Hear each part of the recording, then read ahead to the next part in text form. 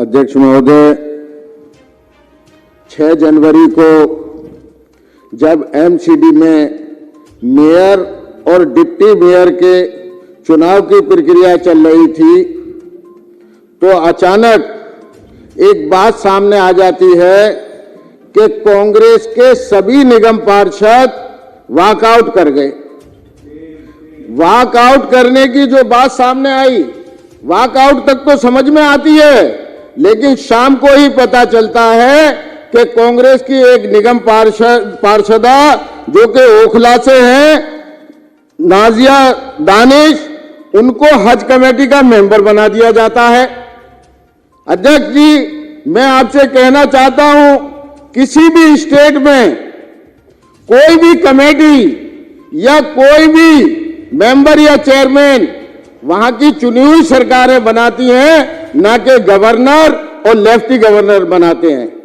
Lieutenant governor या governor नहीं बनाते, वहां की चुनी हुई सरकारें बनाती हैं। जनता सरकारों को इसीलिए चुनती है। चलिए, इन्होंने मेंबर बना दिया, समझ में आया कि भाई एक तो इन्होंने गैर कानूनी काम करा।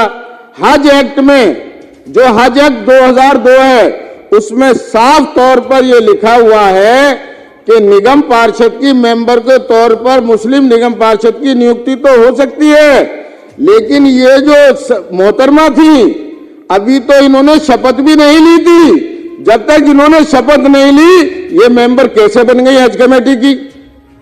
सबसे बड़े अफसोस की बात कि ये इतना गैर कानूनी काम कि शपथ लिए बगैर ही एलजी साहब ने उनको हज कमेटी का मेंबर बना दिया। और दूसरी बात, अभी तक हमारे हिंदुस्तान में दिल्ली को जो हो रहा है, दिल्ली को छोड़कर हिंदुस्तान के किसी भी स्टेट में महिला को हज कमेटी का चेयरमैन नहीं बनाया जाता है, क्योंकि ये एक धार्मिक कमेटी है। हज यात्रा एक बहुत महत्वपूर्ण यात्रा है जो मुसलमान पर जिंदगी में एक बार ही फर्ज होती है। एमसीडी पे चर्चा नहीं करा रहा हूं, पहले पढ़ लीजिए। इसमें लिखा है डिस्कशन ऑन अनकॉन्स्टिट्यूशनल। अरे अध्यक्ष जी, इनको तो ये तकलीफ होनी है, हाँ? क्योंकि इन लोगों को इस तरह के गैर कानूनी काम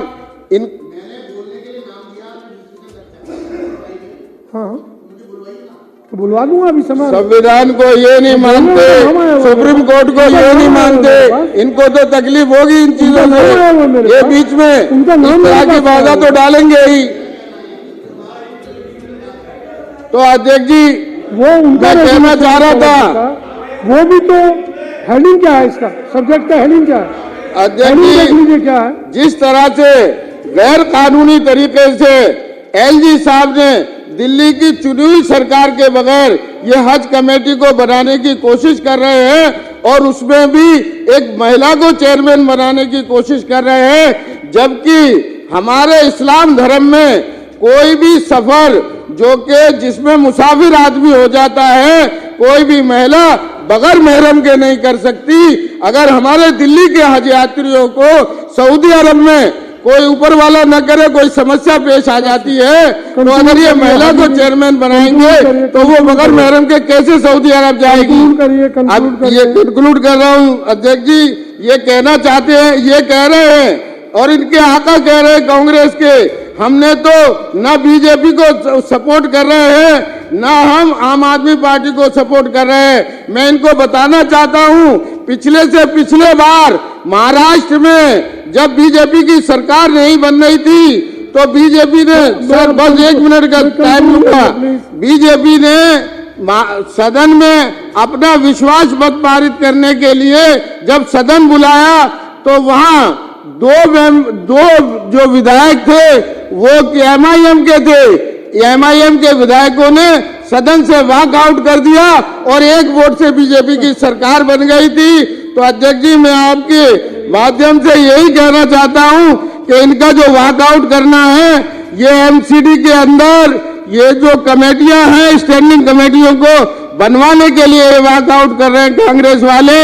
और गैर कानूनी तरीके से एलजी साहब जिस तरह से हज कमेटी बना रहे हैं, दिल्ली के ही मुसलमान नहीं, पूरे हिंदुस्तान के मुसलमान इसको बर्दाश्त नहीं करेंगे। मेरा आपसे अनुरोध है कि आप अपने माध्यम से एलजी साहब को ये गैर कानूनी काम करने से रोकिए।